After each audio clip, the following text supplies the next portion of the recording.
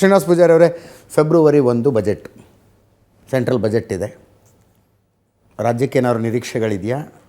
ಸಹಜವಾಗಿರುತ್ತೆ. ಅಲ್ಲ ಅಂದರೆ ಏನಾದ್ರು ಆಗುತ್ತಾ ಅಂತ, ಕರ್ನಾಟಕ ಸ್ಪೆಸಿಫಿಕ್ ಏನಾದರೂ ಇಂಥದ್ದೇನೋ ನಾವು ಕೇಳಿ ನಾವೆಲ್ಲ ಎಂಪಿಗಳು ನಮ್ಮ ಪರವಾಗಿ ಕೊಟ್ಟಿದ್ದೇವೆ. ನಮ್ಮ ಕ್ಷೇತ್ರದಲ್ಲಿ ಈ ರಾಷ್ಟ್ರೀಯ ಹೆದ್ದಾರಿ, ಹೊಸ ರಾಷ್ಟ್ರೀಯ ಹೆದ್ದಾರಿ ಆಗಬೇಕಂತ ಕೊಟ್ಟಿದ್ದೇವೆ.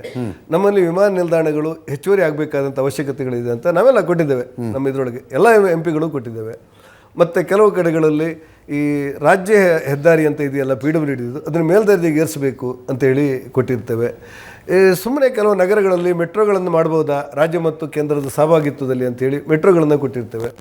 ಆದರೆ ನಾಳೆ ಅದನ್ನೆಲ್ಲ ಘೋಷಣೆ ಮಾಡ್ತಾರೆ ಅಂತಲ್ಲ, ಆದರೆ ಆ ಒಂದೊಂದು ಇಲಾಖೆಯಲ್ಲೂ ಕೂಡ ನಮ್ಮ ರೈಲ್ವೆಯನ್ನು, ನಮ್ಮ ವಿಮಾನವನ್ನು, ನಮ್ಮ ರಾಷ್ಟ್ರೀಯ ಹೆದ್ದಾರಿಯನ್ನು ಮತ್ತು ನಮ್ಮ ಅನೇಕ ಯೋಜನೆಗಳನ್ನು ಕೂಡ ಕೊಟ್ಟಿರ್ತೇವೆ. ಆ ಯೋಜನೆ ಹೀಗಿರಬೇಕು ಅಂತ ಕೊಟ್ಟಿರ್ತೇವೆ. ಇದ್ರ ಬಗ್ಗೆ ಎಲ್ಲ ಏನೋ ನಿರ್ಧಾರ ಮಾಡ್ತಾರೆ. ಕರ್ನಾಟಕಕ್ಕೆ ನಾವು ಊಹೆ ಮಾಡೋದಕ್ಕಿಂತ ಹೆಚ್ಚಿನ ಆರ್ಥಿಕ ಶಕ್ತಿ ಹರಿದು ಬರುತ್ತೆ ಅಂತ ವಿಶ್ವಾಸ ನನಗಿದೆ.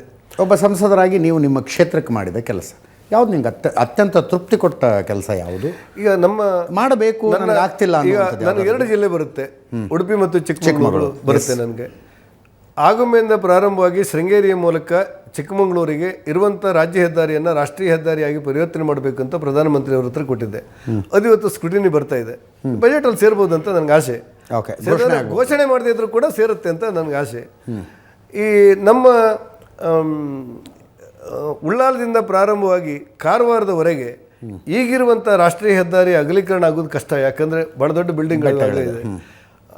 ಹಾಗಾಗಿ ಉಳ್ಳಾಲದಿಂದ ಪ್ರಾರಂಭ ಮಾಡಿ ರೈಲ್ವೆ ಹಳಿಯ ಪಕ್ಕದಲ್ಲಿ ಕಾರವಾರದವರೆಗೆ ಒಂದು ವಿಸ್ತೃತವಾದಂಥ ಎಕ್ಸ್ಪ್ರೆಸ್ ವೇಯನ್ನು ಮಾಡಬೇಕು ಅಂಥೇಳಿ ಕೊಟ್ಟಿದ್ದೆ. ಹಾಗೆ ಕೊಡೋದ್ರಿಂದ 50% ಅಲ್ಲ 70% ಅಪಘಾತಗಳು ಕಡಿಮೆ ಆಗುತ್ತೆ ಅಂತೇಳಿ ಈ ವರದಿಗಳು ಹೇಳ್ತವೆ. ಹೊಸ ಒಂದು ಹೆದ್ದಾರಿಯ ಸೃಷ್ಟಿಯಾದರೆ ಮಂಗಳೂರಿಂದ ಕುಂದಾಪುರದವರೆಗೆ, ಬೈಂದೂರಿನವರೆಗೆ ಒಂದು ಮೆಟ್ರೋ ಮಾಡಬೇಕು ಅಂತ ಹೇಳಿ ಕೊಟ್ಟಿದ್ದೆ. ಅದಕ್ಕೇನೋ ಜಪಾನ್ ಸಹಭಾಗಿತ್ವ ತಗೊಳ್ತಾರೆ. ಇದೊಂದು ಕನಸು ಅಂತ ಹೇಳ್ಬೋದು, ಯಾರು ಭ್ರಮೆ ಅಂತ ಹೇಳ್ಬೋದು, ತಪ್ಪೇನಿಲ್ಲ. ಮೆಟ್ರೋ ನಗರದ ಒಳಗಡೆಯ ಸಂಚಾರಕ್ಕೆ ಮೆಟ್ರೋ ಇರೋದು ಅಲ್ಲಲ್ಲ. ನಮಗೆ ನೀವು ಹೇಳೋದು ಬೆಂಗಳೂರಿಗೆ ಸೀಮಿತಗೊಳಿಸಿ. ನಮ್ಮಲ್ಲಿ ಏನು ಬೇಡಿಕೆ ಇದೆ ಅಂದರೆ, ಮಂಗಳೂರಿಂದ ಪ್ರಾರಂಭವಾಗಿ ನಮ್ಮ ಬೈಂದೂರು ಕುಂದಾಪುರದವರೆಗೆ ಈ ಎಜುಕೇಷನ್ ಹಬ್ ಅಂತ ಇದೆಯಲ್ಲ, ಮಣಿಪಾಲ, ಇವೆಲ್ಲವೂ ಸೇರಿ ರಾಷ್ಟ್ರೀಯ ಹೆದ್ದಾರಿ ಮಧ್ಯದಲ್ಲೋ ಪಕ್ಕದಲ್ಲೋ ಒಂದು ಮೆಟ್ರೋ ಬಂದುಬಿಟ್ರೆ ಈ ಸುಮಾರು ಒಂದು 100 ಬಸ್ಸುಗಳಿಗೆ ಬಹಳ ದೊಡ್ಡ ಒಂದು ಹೊರೆ ಕಡಿಮೆ ಆಗುತ್ತೆ, ಪ್ರಯಾಣದ ದಟ್ಟಣೆ ಕಡಿಮೆ ಆಗುತ್ತೆ ಅಂತ ಇದೆ. ಎಕ್ಸ್ಪ್ರೆಸ್ ವೇ ರಚನೆ ಆದರೆ ಎಲ್ಲ ಲೋಡ್ ತುಂಬಿದಂಥ ಲಾರಿಗಳು ಅದರಲ್ಲೇ ಹೋದರೆ ಇಲ್ಲಿ ಅಪಘಾತಗಳು ಕಡಿಮೆ ಆಗುತ್ತೆ ಅಂತ ಇದೆ. ಈಗಲೂ ಕೂಡ ಕೇಂದ್ರ ಸರ್ಕಾರದಲ್ಲಿ ನಾನು MP ಆದ ನಂತರ ಹೆಜಮಾಡಿಯಿಂದ ಕುಂದಾಪುರದವರೆಗೆ 64 ಕಿಲೋಮೀಟ್ರು ಈ ಸರ್ವಿಸ್ ರೋಡನ್ನು ಮಾಡಿಸ್ತಾ ಇದ್ದೇನೆ. ಈಗ 29 ಕಿಲೋಮೀಟ್ರ್ ಮಂಜೂರಾಗಿದೆ. ಇದು ಅರ್ಧ ಆದ ಕೂಡ ಮತ್ತೆ 31 ಕಿಲೋಮೀಟ್ರ್ ಮಂಜೂರಾಗುತ್ತೆ. ಇದರಿಂದ ಏನಾಗುತ್ತೆ ಅಂತ ಹೇಳಿದರೆ ಈ ವೇಗ 2 ವೀಲರ್ಸ್ ಎಲ್ಲ ತಗೊಂಡು ಹೋಗೋರಿಗೆಲ್ಲ ಭಾಳ ದೊಡ್ಡ ಶಕ್ತಿ ಬರುತ್ತೆ, ಅಪಘಾತಗಳು ಕಡಿಮೆ ಆಗುತ್ತೆ. ದಿವಸಕ್ಕೆ 8 ಅಪಘಾತ ಆಗುತ್ತೆ ಅಂತ ವರದಿ ಹೇಳ್ತಾರೆ. 8 ಅಪಘಾತ ಆದಾಗ 1-2 ಅನಾಹುತಗಳು ಕೂಡ ಆಗುತ್ತೆ. ಇದರಲ್ಲಿ ಆದರೆ 70% ಕಡಿಮೆ ಆದರೆ ಅದು 30% ಬಂದುಬಿಡುತ್ತೆ ಅನಾಹುತ. ಹಾಗಾಗಿ ಏನೋ ಒಂದಿಷ್ಟು ಯೋಚನೆ ಇಟ್ಕೊಂಡು ನಾವೆಲ್ಲ ಕೆಲಸಗಳನ್ನು ಮಾಡ್ತಾಯಿದ್ದೇವೆ. ನನಗನ್ಸುತ್ತೆ ಕೇಂದ್ರ ಸರ್ಕಾರದಲ್ಲಿ ನರೇಂದ್ರ ಮೋದಿಯವರು, ನಮ್ಮದೇ ಮಂತ್ರಿಗಳು, ನಮ್ಮದೇ ಸರ್ಕಾರ ಬಹಳ ಪ್ರೀತಿಯಿಂದ ಸಾಧ್ಯವಾದಷ್ಟು ಸಹಾಯಗಳನ್ನು ಮಾಡ್ತಾಯಿದ್ದಾರೆ. ಇನ್ನೊಂದು 5 ವರ್ಷದಲ್ಲಿ ನಾವು ಹೇಳಿದ ಎಲ್ಲ ಕೆಲಸ ಆಗದೇ ಇರ್ಬೋದು, ಆದರೆ ಸಮಷ್ಟಿತಕ್ಕೆ ಅನುಕೂಲವಾದ 1-2 ಕೆಲಸ ಆದರೂ ಕೂಡ ಭಾಳ ದೊಡ್ಡ ಸಾಧನೆ ಅಂತ ನನಗನ್ಸೋದು.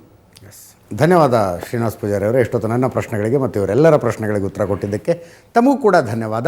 ಇದರೊಂದಿಗೆ ಈ ವಾರದ ನ್ಯೂಸ್ ಅವರ್ ಸ್ಪೆಷಲ್ ಮುಗಿಸ್ತಾ ಇದ್ದೀನಿ. ನೇರ ದಿಟ್ಟ ನಿರಂತರ ಸುದ್ದಿಗಾಗಿ ನೋಡ್ತಾ ಇರಿ ಏಷ್ಯಾನೆಟ್ ಸುವರ್ಣ ನ್ಯೂಸ್.